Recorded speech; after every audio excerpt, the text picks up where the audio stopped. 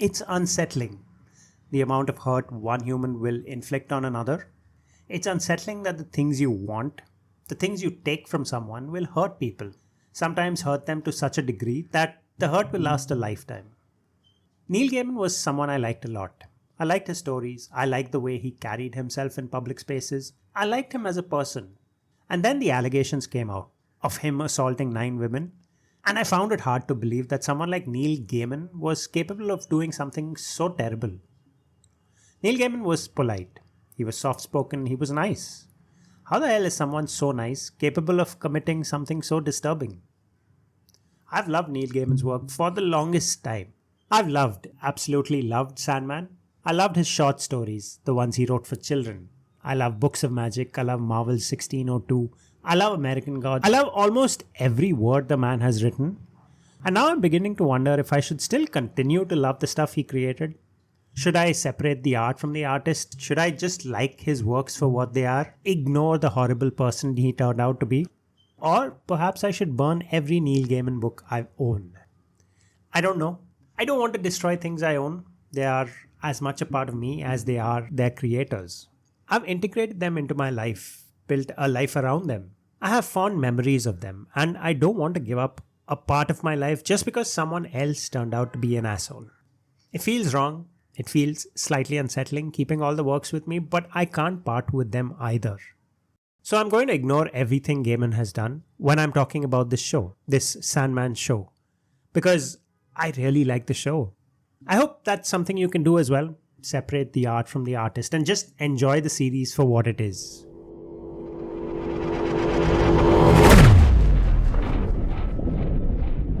It's been 20 years maybe since I last read Sandman, and I remember characters who did things. I remember the things that happened, but then maybe these things didn't happen the way I remember. And maybe these characters weren't really in Sandman. Maybe the things that happened and the people who did these things, they're all from different books. My memory clearly is hazy at best.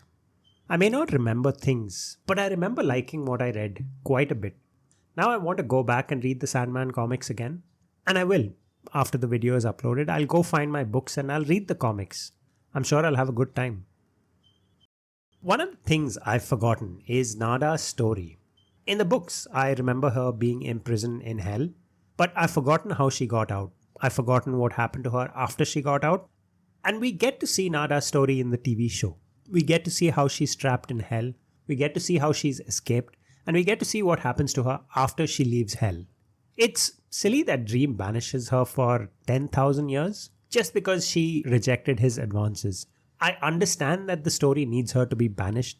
I understand that we need to see Dream as petty and vindictive in the early days, so we can now see him changed. We can see him a better man. But his actions are evil. What he did to Nada, sending her to hell for so many years, it was evil. The behavior is no different from what boys in India do. Throw acid on women because the women won't love them back. It's disturbing behavior. I wonder if the West treats this differently.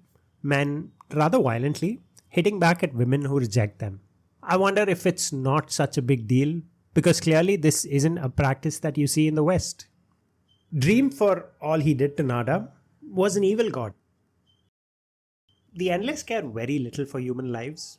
We've seen how Dream cast Nada down to hell because she rejected his advances. Destruction, Dream's brother, is no different. He runs away and hides from the rest of the Endless because he can't stomach what he's done to humanity. And yet he sets up traps for anyone who comes looking for him. Traps that will kill human beings like Ishtar and Wanda and all the people at the club. Destruction set up traps to kill people because he didn't like killing people. It's confusing. The logic the Endless use to justify what they do is confusing. The more I think about it, the less I'm inclined to like the Endless. In the penultimate episode, Dream passes on to the next world. He dies as death touches his hand and a bright white light spreads across the screen. And his death, it seems very impersonal. It doesn't seem like a death. It's only in the next episode, the funeral for Dream, that his death finally hits home. We see everyone from both seasons attend the funeral. We see his near ones talk about his passing. Destiny merely states facts, but Desire talks about him and he, she, they. Whatever. They talk about how they've always been antagonistic towards Dream, but now that he's gone, he will be dearly missed. Despair talks about how she will remember Dream even if everybody else forgets. Delirium humanizes Dream, talks about how he was perhaps frightened of life. And Death talks about the friendship the siblings shared. How he told her he felt inadequate, that he'd created nothing of his own. I know I said Dream wasn't a good man because he abused Nada, but I couldn't help but feel heartbroken at this point. Comic book history is littered with people coming back from the dead. There's a comic book joke out there that the only ones who stay dead in the history of comic books are Bucky, Jason Todd, and Uncle Ben. Every single one of those characters has been back from the dead.